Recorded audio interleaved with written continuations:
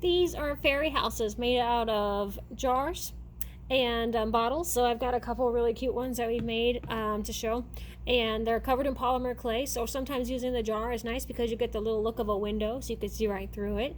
And sometimes if you're able to take the cap off, you could put maybe a little fake tea light in there or something. But this one's really cute because we used a larger little baby food jar, and so it has a cap on here which is put on separately, and then this tiny little, you find little garden accessories that you can use, like this little watering can, and just attach it and kind of incorporate it into it. And the more detail and little tiny work you add on there, the better, because it just looks so cute, and they become so personal, and you get to put all your little pieces on there and individual little vines. And this one's got a ladybug on there, and it's got some flowers and different cute things like that. This one was glazed when it was done, so it's got a bit of a shine to it. Polymer clay is not shiny. This one was left as is, so this is how polymer clay looks. And when it comes out of the oven, and of course these are baked, so they are hard and they're not falling off, and I wouldn't be able to handle it so well if it wasn't, because it would mush up in my hands.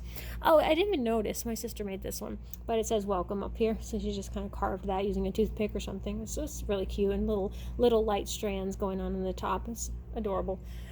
So these are obviously very personalizable and easy to make. I have a tiny little, I'm going to make a itty bitty one today. I have a tiny little baby food jar or something. I don't know what was in there. It doesn't have a lid. It didn't have the lid, so I don't know where it came from, but I found a lid in my jar of recyclable things, and I found one that would work on there. It's just a Starbucks coffee lid, and it fits.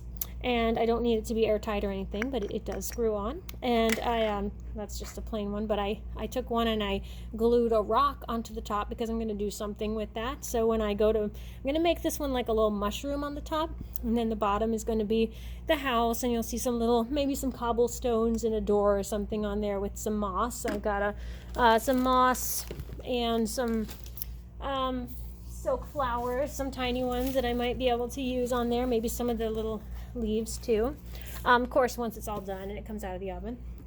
So we'll be applying the polymer clay right onto the lid, and this will make sense in a bit. I'll explain why the rock is on there, and then we'll kind of pinch pieces off and stick it to the jar. So let me kind of show what I've got here. So when you're going to work with polymer clay, you want to make sure your hands are really clean, and sometimes it's nice to just have some wipes nearby, just in case you're working with red clay, you want to switch to white. You wipe all of that residue off your hands, because it will feel kind of greasy and sticky, and you want to get all that off, because the red that's on your hands will kind of get into your the grooves in your fingerprints, and then it'll show up on your white. It'll turn pink, and it's not going to be the color you want it to be. So I had all my polymer clay kind of thrown into a small shoebox size little organizer, and they would always touch. They would come unwrapped. They would stick together, kind of get gooey in the box. So I had these little, I don't know, like tackle box containers, and I just labeled them polymer clay, and I was able to keep them all separate this way so they don't touch each other, and I just have all my clay tools in there, and some of them are in Ziploc bags, and some of them are just floating around, like that purple one, but at least it's not touching the other one, so it doesn't get messed up. And I have a couple of containers of those. So I'll get out the colors I want to work with, and I have my clay tools here, which I used some of in a polymer clay video that I did before. You really never get to use all of these on one project because there's so many different tools that do different things, but I'll probably be using maybe like the X-Acto knife, or a couple of the pointy little awls on this one, because I want to be able to create the little grooves on the side to make it look like wood or tree bark or whatever. So let me get out the colors that I'm going to be working with. I think I'm going to mostly use white and red. So the bottom part of the jar is going to be white, the house is going to be white, and this one's really soft, so it'll be easy to work with and pinch off pieces. And then the top of it will look like the mushroom, so it's going to look like a fun little fairy type mushroom, and so that's why I'm going to use this bright red color. And this one feels a little crummy, so I think I'm going to have to work with this one in my hands to soften it, warm it up before I can do what I want to do with it. So the point is, I'm going to build this up to make it look like a rounded mushroom, and the edges can sort of flare out a little bit.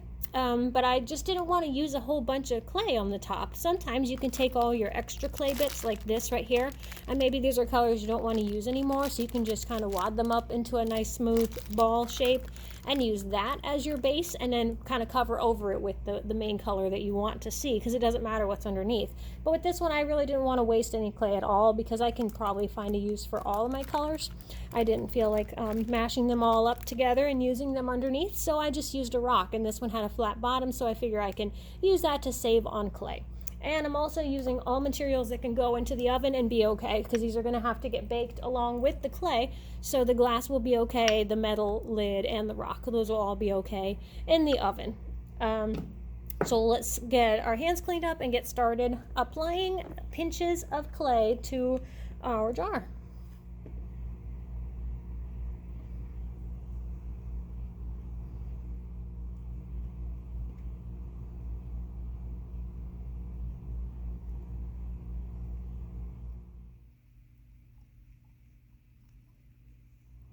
I went around almost the whole thing with the white, and I just pinched off little pieces at a time and kind of pressed hard. You can every once in a while, if you have a lump on there that's kind of stubborn and you're not able to push it down with your thumbs, and sometimes it's hard clay, you can sort of roll it across on the table.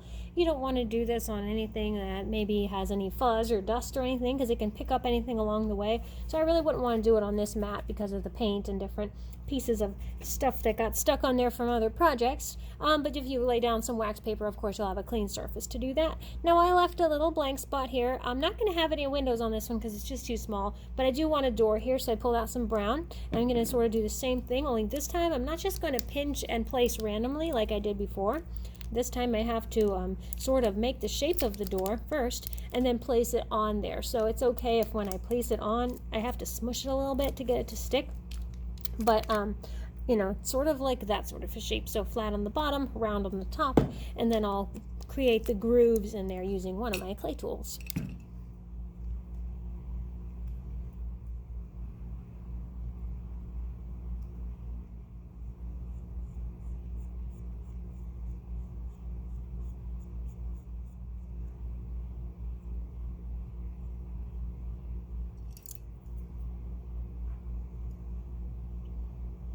So now the door's on there, and I know it needs something. I got a little black pulled out to make a handle, but you could use different things for the handle. You could use a little glass bead or something like that, or you could just roll, you know, a piece of black, and then taking, you know, where you're going to place your little doorknob, create a little hole so it doesn't stick out so far. You also risk losing it because it could fall off if it's just sticking out and you don't have any glue on it. So create a little hole for it to sit in, and then you can just sort of set it right inside there, and that can be your doorknob. Now, of course, I'm going to need some detail work later. I'm going to need some vines or some little stones around the frame of the door. So I've got some different colors that I can use for that, but I'm going to work on the lid. So here's my little lid right now, and it's kind of what it's going to look like on there. I can even attach it right now because I know it's going to stay on there. I'm not going to take it off. And I need to sort of roll out my red. So this would probably be a good time to get my little rolling pins out so that I can soften this and roll it out flat. That'll let me kind of drape it right over the top of this, almost like covering a cake in fondant. So I'm going to work this out with my hands and then get my rolling pin so I can flatten that out. So much like when you roll out fondant to put on a cake, and I'm going to kind of shake my surface here a little bit. You want to make sure that you're accounting for not just how wide you need it to be across to cover this lump of whatever this is on top. I've got a rock, but you also need to account for going down the sides of it. And so I know that, you know, I'm going to have to imagine putting a tape measure from here across and then stretching it out, and how big would that need to be. So I have a piece that is probably almost where I need it to be. I'm going to keep working with it and thinning it out a little bit, and then I'll start to put it over my little space here.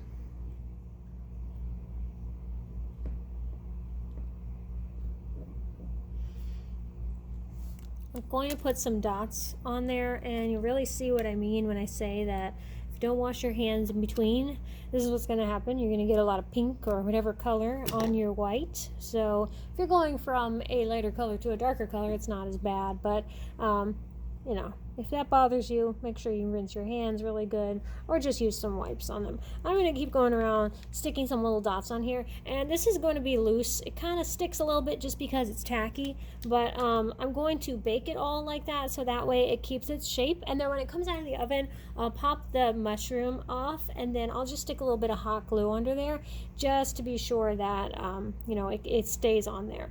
My sides will stay curly because they're going to bake that way, and that's how I want them to be. So let me keep going around with my dots, kind of randomly place them, maybe some tiny ones, bigger ones, whatever. Make them blobby, don't make them perfectly round. You kind of want this to look, you know, different, a little bit funky because it's a little fairy house, so that's pretty cool, something different like that.